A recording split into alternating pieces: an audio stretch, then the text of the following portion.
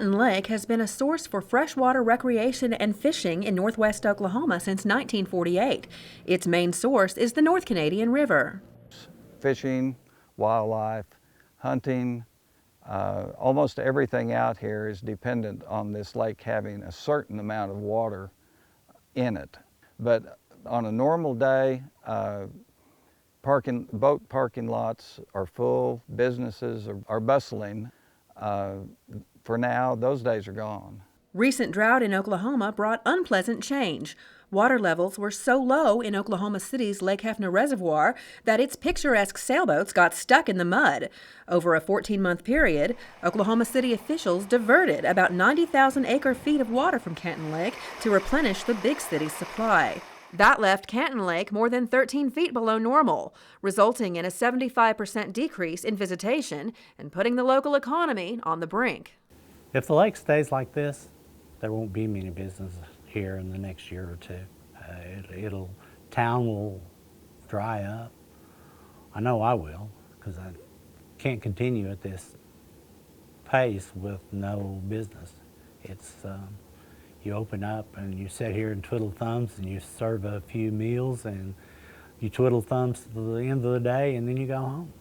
The Canton Lake controversy illustrates a complicated issue in Oklahoma that affects all of us: how to use and manage the most basic of resources, water.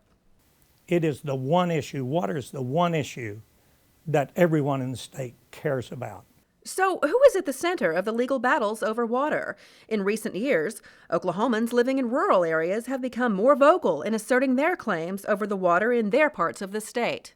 The folks in southeast Oklahoma who have an abundance of water want to be sure that those who would seek to take their water do so under the law, do so responsibly, do so respectfully, and do so in a manner that it is not crippling to southeast Oklahoma. In years past, when we've had these events, back when it used to rain, we could recover the next year, sometimes the next spring. Former Oklahoma Attorney General Larry Derryberry advocates for the responsible use of water by all Oklahomans. But I think the metropolitan areas have to be good citizens in terms of recognizing that just taking water from Sardis or from Canton or for whatever lakes might be in view of them is not the answer. The real answer is conservation. It's been done successfully all over the country. Since the drought hit the entire southwest region of the United States, turns out Oklahomans aren't the only ones who want what's bubbling through our state. A recent landmark Supreme Court decision upheld Oklahoma's right to exercise authority over the water within its borders, despite a decades-long legal battle with Texas to force Oklahoma to sell it to them. Justice Sonia Sotomayor even mentioned the famous football rivalry between the two states in the unanimous court opinion. But the issue is much more complicated than Oklahoma versus Texas. It's really become community against community, area against area, and is just a very emotional topic. But within our borders, who has the right to water is far less clear. 2 Native American tribes filed a lawsuit in the wake of water taken from Sardis Lake in southeastern Oklahoma. Water law issues in Oklahoma are really just emerging and just developing.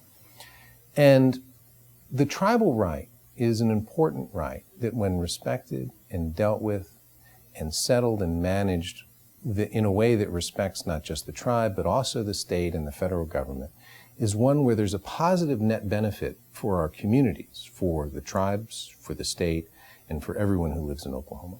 But when water is in short supply, who has the final say over its use? The answer is long-standing legal agreements made decades ago. Now many say a new comprehensive plan is needed. One of the primary recommendations that came out of that effort and is included in the official 2012 Comprehensive Water Plan update is the goal of not using more fresh water in the state of Oklahoma in 2060 as was being used in 2010, the 50-year planning horizon for the water plan.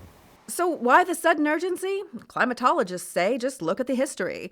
Since record keeping began in Oklahoma, wet cycles have been almost perfectly mirrored by dry cycles. If that pattern continues, some fear the state could be at the beginning of a 20-year drought cycle.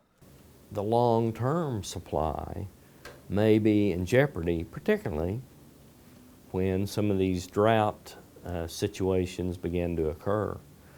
As population increases, and as that precipitation and supply decreases, the concerns are that if the long-term drought is even more significant than that may have occurred in the 1930s. Now, practices were put in place so that the soil doesn't blow. There isn't a dust bowl situation occurring, perhaps. Then more serious efforts, more immediate efforts will have to be taken by all users of water. There's a real opportunity here in Oklahoma that I think is just kind of beginning to appear. And that's an opportunity for the state and for the tribe and for the municipal governments to work together. And that's why almost everyone agrees. Taking action to conserve water now is a critical issue for our state's future. Every citizen of the state of Oklahoma has a stake in this. Do we need to water every day in Oklahoma City? Or can we do it every other day and our grass still be green and our roses beautiful? I think so. I think we can be coached about saving our water supply. And for every gallon that we don't use wastefully, we save for another day. I won't call it a rainy day, but for another day.